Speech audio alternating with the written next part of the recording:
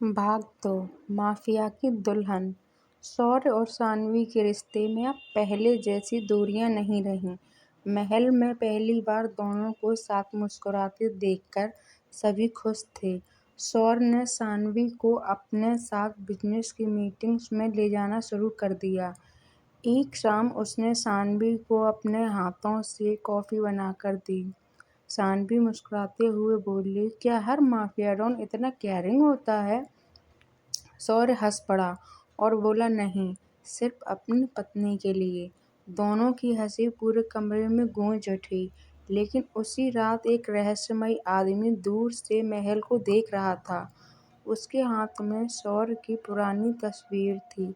उसने मुस्कुराते हुए कहा, शौर्य, तुमने मुझे भुला दिया, लेकिन मैं तुम्हें कभी नहीं भूल सकता। अब तुम्हारी सबसे बड़ी कमजोरी तुम्हारी पत्नी है। अगले दिन शौर्य को एक काला लिफाफा मिला। उसके अंदर एक पुरानी तस्वीर थी जिसमें उसके पिता के साथ एक और आदमी खड़ा था। तस्वीर के पीछे सिर्फ एक लाइन लिखी थी, जिसे तुम मरा हुआ समझते हो वो जिंदा है। यह पढ़ते ही शौर्य के चेहरे का रंग उड़ गया। उसने तुरंत अपने सबसे भरोसेमंद आदमी विक्रम को बुलाया और कहा, अगर यह सच है तो हमारी जिंदगी का सबसे खतरनाक दौर शुरू होने वाला है। सानवी ने पहली बार शौर्य को इतना परेशान देखा। उसने उसका हाथ पकड़कर कहा, अब तुम अकेले नहीं हो, हर लड़ाई में मैं तुम्हारे साथ हूँ। शौर्य ने पहली बार सानवी के माथे को चूम लिया और कहा, अब मुझे किसी चीज का डर नहीं। कुछ दिनों बाद शौर्य और सानवी एक मंदिर में दर्शन करने गए। जैसे ही दोनों सीढ़ियों से नीचे उतर रहे थे, तभी एक काली स्पाइनर ने शौर्य पर निशाना साध लिया। गोली चलने ही वाली थी कि सानवी ने खतरा भांप लिया और शौर्य को जोर से धक्का दे दिया। गोली उसके कंधे को छूते हुए निकल गई। शौर्य गुस्से से पागल हो उठा। उसने सानवी को अपनी बाहों में भर लिया और कांपती आवाज में बोला, अगर तुम्हें कुछ हो जाता तो मैं जीते जी मर जाता। सानवी की आंखें नम हो गईं। उसने पहली बार पूरे अधिकार से, अब तुम्हारी सांस, हर सांस पर मेरा हक है। उसी रात नैना महल छोड़ने से पहले सानवी से मिलने आई। उसने रोते हुए कहा, मैंने तुम्हारे रिश्ते को तोड़ने की कोशिश की थी, क्योंकि मैं शौर्य से प्यार करती थी, लेकिन उसने कभी मुझे उस नज़र से देखा ही नहीं। उसकी दुनिया में हमेशा सिर्फ तुम थी। शादी से पहले भी वह तुम्हारी सुरक्षा के लिए सब कुछ कर रहा था। यह सुनकर सानवी को अपनी हर गलतफहमी पर शर्म आने लगी। उसने नैना को माफ कर दिया। नैना जाते जाते सिर्फ इतना बोली, शौर्य को कभी अकेला मत छोड़ना, क्योंकि उसके दुश्मन अभी खत्म नहीं हुए हैं। आधी रात को पूरे महल की बिजली अचानक चली गई। चारों तरफ अंधेरा फैल गया। कुछ ही सेकंड बाद महल के बड़े हॉल की दीवार पर लाल रंग से एक संदेश दिखाई दिया। खेल अभी शुरू हुआ है शौर्य, इस बार तुम्हें तुम्हारे प्यार से हमेशा के लिए अलग कर दूंगा। Black wolf. यह नाम सुनते ही शौर्य की मुट्ठियां भींच गईं। उसकी आंखों में बरसों पुराना गुस्सा लौट आया। उसने धीमी आवाज में कहा, तो आखिर तुम वापस आ ही गए? सानवी ने हैरानी से पूछा, ये ब्लैक वुल्फ कौन है? शौर्य ने गहरी सांस ली और बोला, वही इंसान जिसने मेरे बचपन को तबाह किया, मेरे पिता की मौत की साजिश रची और जिसे मैं सालों पहले मर चुका समझ बैठा था। उसी समय महल के बाहर एक जोरदार धमाका हुआ। सभी लोग हथियार लेकर बाहर भागे। दूर खड़ा एक नकाबपोश आदमी मुस्कुरा रहा था। उसने शौर्य की तरफ देखकर कहा, इस बार जंग तुम्हारे साम्राज्य की नहीं, तुम्हारे प्यार की होगी। उसके इतना कहते ही वह धुएं के बीच गायब हो गया और शौर्य समझ गया कि उसकी सबसे कठिन लड़ाई अब शुरू होने वाली है। ब्लैक वुल्फ के जाने के बाद पूरे महल की सुरक्षा दोगुनी कर दी गई। शौर्य ने अपने सभी आदमियों को साफ आदेश दिया, आज से सानवी की सुरक्षा मेरी जिम्मेदारी नहीं, तुम सबकी भी जिम्मेदारी है। उसकी तरफ कोई आंख उठाकर भी नहीं देखेगा। लेकिन ब्लैक वुल्फ एक कदम आगे था। अगले ही दिन शौर्य के सबसे बड़े बिजनेसमैन पर हमला हो गया। करोड़ों का नुकसान हुआ और उसके कई वफादार आदमी घायल हो गए। विक्रम ने गुस्से में कहा, सर, वह आपको बाहर निकालना चाहता है। सौर ने शांत स्वर में जवाब दिया, नहीं, वह मुझे नहीं, मेरी सबसे बड़ी ताकत को तोड़ना चाहता है। उसी रात सानवी ने सौर को पहली बार टूटते हुए देखा। वह उसके पास गई, उसका हाथ थामा और बोली, अब दर्द सिर्फ तुम्हारा नहीं, हमारा है। कुछ दिनों बाद सौर और सानवी एक अनाथालय में बच्चों से मिलने गए। वहाँ सब कुछ सामान्य लग रहा था, लेकिन भीड़ में ब्लैक वुल्फ का एक आदमी मौजूद था। उसने सानवी की तरफ बंदूक तान दी। गोली चलने ही वाली थी कि सौर ने बिना एक पल गंवाए सानवी को अपनी बाहों में खींच लिया। गोली उसकी बाहों को चीरती निकल गई। पूरे इलाके में अफरा-तफरी मच गई। सौर ने हमलावर को पकड़ लिया, लेकिन उसने जहर खाकर खुद को खत्म कर लिया। मरने से पहले वह सिर्फ इतना बोला, ब्लैक वुल्फ को कोई नहीं रोक सकता। अगली बार तुम्हारी पत्नी नहीं बचेगी। यह सुनकर सौर की आंखों में खून उतर आया। रात को सौर अपनी बालकनी में अकेला बैठा था। सानवी उसके पास आई और चुपचाप उसके कंधे पर सिर रख दिया। कुछ देर बाद सौर बोला, अगर कभी मेरी वजह से तुम्हारी जान खतरे में आए तो मुझे छोड़कर चली जाना। सानवी ने तुरंत उसका चेहरा अपनी तरफ घुमाया और कहा, जिस दिन मैंने तुमसे प्यार किया था उसी दिन तय कर लिया था कि आखिरी सांस तक तुम्हारा साथ नहीं छोड़ूंगी, चाहे मौत भी सामने क्यों ना खड़ी हो। यह सुनकर सौर ने उसे अपनी बाहों में भर लिया। पहली बार दोनों ने बिना किसी डर के अपने भविष्य के सपने देखे। अगली सुबह महल में हड़कंप मच गया। सौर के सबसे पुराने और भरोसेमंद आदमी विक्रम पर ब्लैक वुल्फ को जानकारी देने का आरोप लगा। सभी सबूत उसी के खिलाफ थे। गुस्से में सौर ने विक्रम पर बंदूक तान दी। तभी विक्रम रोते हुए बोला, सर, मैंने आपको कभी धोखा नहीं दिया, किसी ने मुझे फंसाया है।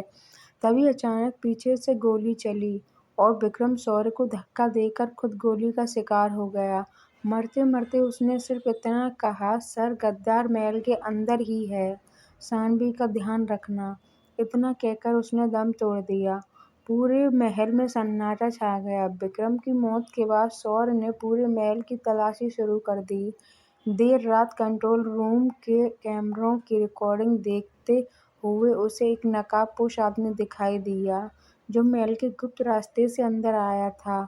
सौर और उसके लोग तुरंत वहां पहुंचे। लंबी लड़ाई के बाद सौर ने उस नकाबपोश को पकड़ लिया और उसका नकाब उतार दिया। चेहरा देखते ही सौर और सानवी दोनों हैरान रह गए। वह कोई और नहीं बल्कि सौर का चाचा रणवीर सिंह राठौर था, जिसे पूरा परिवार बरसों पहले मरा हुआ समझ चुका था। रणवीर जोर से हंसते हुए बोला, मैं ही हूँ ब्लैक वुल्फ। तुम्हारे पिता की मौत की शुरुआत मैंने की थी, लेकिन तुम्हारा अंत तुम्हारी आंखों के सामने होगा। इतना कहकर उसने अपनी जैकेट में छिपा स्मोक बम फेंका और धुएं का फायदा उठाकर फिर से गायब हो गया। सौर समझ चुका था कि अब यह लड़ाई सिर्फ बदले की नहीं बल्कि अपने परिवार और अपने प्यार को बचाने की भी है। तनाव का माहौल था।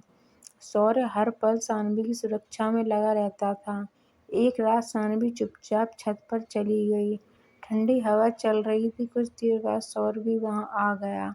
उसने पीछे से सानवी के कंधों पर अपना कोट रख दिया। सानवी मुस्कुराकर बोली, इतनी फिक्र क्यों करते हो? सौर ने उसकी आंखों में देखते हुए कहा, क्योंकि मेरी पूरी दुनिया तुम हो। यह सुनकर सानवी ने उसका हाथ पकड़ लिया। दोनों देर तक चांद को देखते रहे। फिर सानवी ने पहली बार अपने हाथों से सौर को कॉफी पिलाई। सौर मुस्कुराया और बोला, अगर हर रात ऐसी हो तो मैं सारी लड़ाइयाँ जीत सकता हूँ। दोनों की हंसी ने कई दिनों बाद महल की खामोशी तोड़ दी। अगले दिन सौर बिना किसी को बताए सानवी को शहर से दूर एक झील किनारे ले गया। वहां सिर्फ वे दोनों थे। सुरक्षा के लिए कुछ लोग दूर मौजूद थे, लेकिन उन्हें दिखाई नहीं दे रहे थे। सानवी ने हैरानी से पूछा, माफिया डॉन भी डेट पर आते हैं? सौर हंस पड़ा और बोला, माफिया डॉन नहीं, तुम्हारा पति आया है। दोनों ने साथ बैठकर खाना खाया, एक दूसरे को अपने बचपन की बातें बताईं और पहली बार खुलकर हंसे। लौटते समय सानवी का पैर फिसल गया। शौर्य ने तुरंत उसे अपनी बाहों में थाम लिया। दोनों कुछ पल एक दूसरे की आंखों में खोए रहे। तभी शौर्य ने उसके माथे पर प्यार से एक हल्का सा चुंबन दिया। सानवी शर्मा गई और उसके सीने से लग गई। महल लौटने के बाद सानवी ने पहली बार अपने हाथों से शौर्य के लिए खाना बनाया। पूरे महल में खुशबू फैल गई। शौर्य ने हल्का निवाला खाते ही मुस्कुराकर कहा, इतने सालों में पहली बार घर जैसा खाना खाया है। सानवी हंस पड़ी। तभी उसने शौर्य के गाल पर थोड़ा सा आटा लगा दिया। शौर्य ने भी बदला लेते हुए उसके चेहरे पर हल्का सा आटा लगा दिया। दोनों बच्चों की तरह हंसने लगे। महल के सभी लोग उन्हें देखकर मुस्कुरा रहे थे, लेकिन उसी समय दूर खड़ा रणवीर यह सब कैमरे में देख रहा था। उसने गुस्से में कहा, बहुत हंस लिए तुम दोनों, अब तुम्हारी खुशियों का अंत होगा। रात को सानवी को एक धमकी भरा फोन आया। सामने से आवाज आई, अगर शौर्य को जिंदा देखना चाहती हो तो उसे छोड़ दो। सानवी ने बिना डरे जवाब दिया, मैं मर सकती हूँ, लेकिन शौर्य का साथ नहीं छोड़ूंगी। तभी शौर्य ने पीछे से उसकी बात सुन ली। उसने फोन काटकर सानवी को अपनी बाहों में भर लिया और कहा, आज के बाद तुम्हारी आंखों में आंसू सिर्फ खुशी के होंगे। यह शौर्य सिंह राठौर का वादा है। सानवी ने उसकी छाती पर सिर रख दिया और दोनों देर रात तक एक दूसरे के साथ बैठे रहे। अगली सुबह महल में एक पार्सल पहुंचा। उसके अंदर एक पुरानी डायरी थी। डायरी शौर्य के पिता की थी।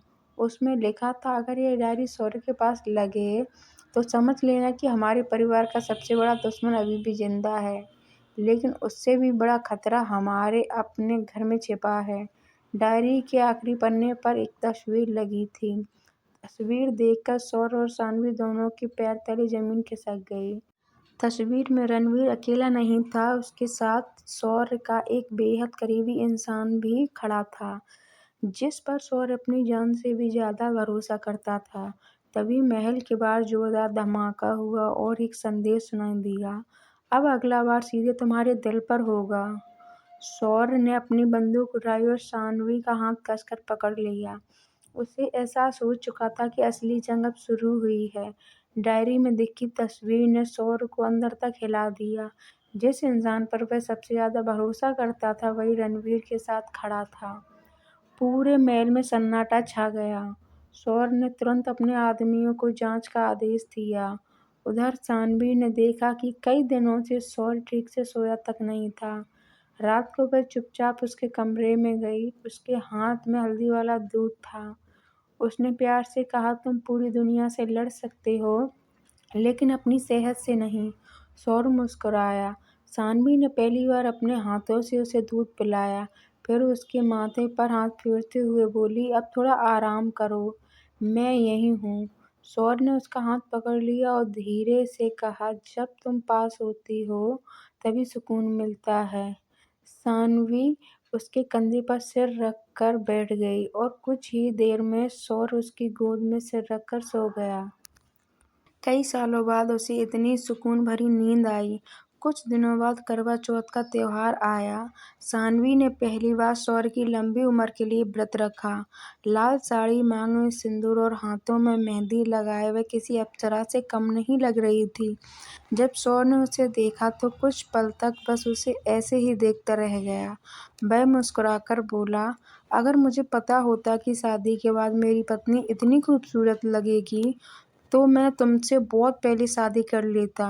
सानवी शर्मा गई और धीरे से बोली, इतनी भी तारीफ मत करो। रात को चांद निकलने के बाद सानवी ने छलनी से शौर्य का चेहरा देखा। शौर्य ने अपने हाथों से उसे पानी पिलाया। फिर सबके सामने उसने सानवी का माथा चूम लिया। पूरा महल तालियों से गूंज उठा। उसी रात जब दोनों अपने कमरे में थे, तभी महल की सुरक्षा प्रणाली बंद हो गई। चारों तरफ अंधेरा छा गया। अचानक कई नकाबपोश लोग महल में घुस आए। शौर्य ने तुरंत सानवी को अपने पीछे कर लिया। गोलियां चलने लगीं। शौर्य अकेला ही सभी से लड़ रहा था। तभी एक हमलावर ने पीछे से सानवी पर निशाना साधा। शौर्य बिना सोचे उसके सामने आ गया। गोली उसके सीने के पास लगी और वह जमीन पर गिर पड़ा। सानवी चीख उठी, शौर्य! पूरे महल में अफरा तफरी मच गई। शौर्य को तुरंत अस्पताल ले जाया गया। डॉक्टरों ने कहा कि अगले 24 घंटे बहुत महत्वपूर्ण हैं। सानवी ने अस्पताल छोड़ने से इनकार कर दिया। वह पूरी रात उसका हाथ पकड़े बैठी रही। उसकी आंखों से आंसू लगातार बह रहे थे। उसने रोते हुए कहा, भगवान, मेरी सारी खुशियां ले लो, लेकिन मेरे शौर्य को बचा लो। इसके बिना मैं जी नहीं सकती। तभी शौर्य की उंगलियां हल्की सी हिलीं। उसने धीरे से आंखें खोलीं और सबसे पहले सानवी को देखा। कमजोर आवाज में बोला, तुम रोती हुई बिल्कुल अच्छी नहीं लगती। यह सुनते ही सानवी उसे गले लगाकर फूट फूट कर रोने लगी। महल लौटते ही शौर्य को एक वीडियो मिला। वीडियो में रणवीर हंस रहा था। उसने कहा, शौर्य, अब तक मैं सिर्फ तुम्हें डराता था। अब मैं तुमसे तुम्हारी सबसे कीमती चीज छीनूंगा। 3 दिन बाद पुराने राठौर किले में आना, अगर हिम्मत है तो। और याद रखना, अगर पुलिस या तुम्हारे आदमी साथ आए तो सानवी की लाश मिलेगी। वीडियो खत्म होते ही सानवी और शौर्य ने एक दूसरे की तरफ देखा। दोनों समझ चुके थे कि अब ये लड़ाई सिर्फ दुश्मन से नहीं बल्कि अपनी मोहब्बत को बचाने की भी है। अगले 3 दिन उनकी जिंदगी का सबसे कठिन इम्तिहान बनने वाले थे। राठौर किले में जाने से एक रात पहले पूरे महल में सन्नाटा था। शौर्य अपने हथियार तैयार कर रहा था, जबकि सानवी चुपचाप उसे देख रही थी। वह उसके पास आई और बोली, अगर तुम्हें कुछ हो गया तो मैं जिंदा नहीं रहूंगी।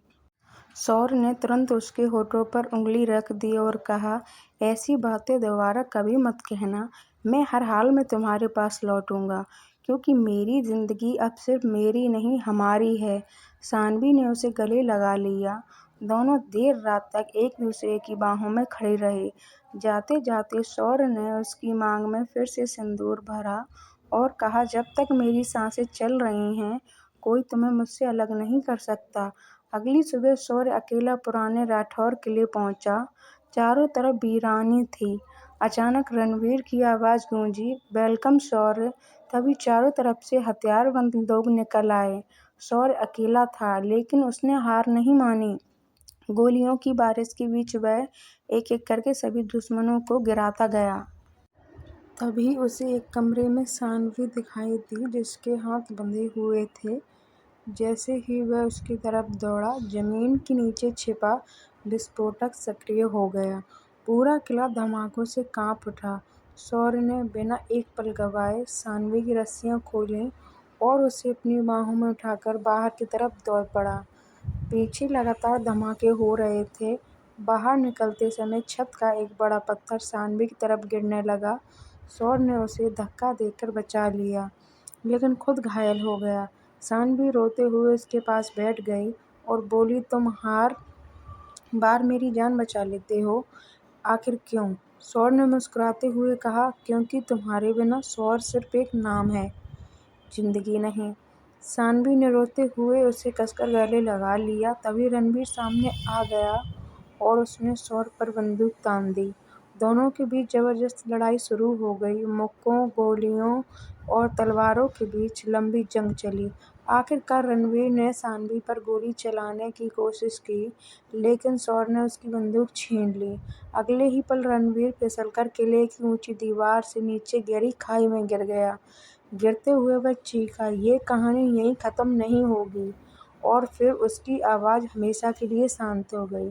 शौर्य ने राहत की सांस ली और सानवी को अपनी बाहों में भर लिया।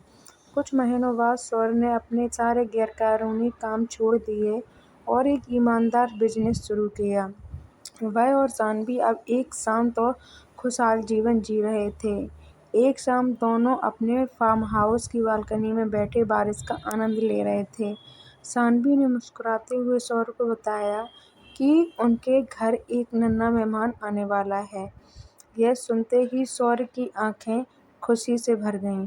उसने सानवी को गले लगाकर कहा, तुमने मुझे दुनिया की सबसे बड़ी खुशी दे दी। दोनों भविष्य के सपने देखने लगे, लेकिन उसी समय फार्म हाउस के गेट पर एक काला लिफाफा पहुंचा। उसके अंदर सिर्फ एक कागज था, जिस पर लिखा था, ब्लैक वुल्फ मर चुका है, लेकिन ब्लैक क्राउन अभी जिंदा है, जल्द मिलेंगे। शौर सिंह राठौर। शौर ने वह कागज मुट्ठी में दबा लिया। वह समझ गया कि उनकी मोहब्बत की परीक्षा अभी पूरी तरह खत्म नहीं हुई।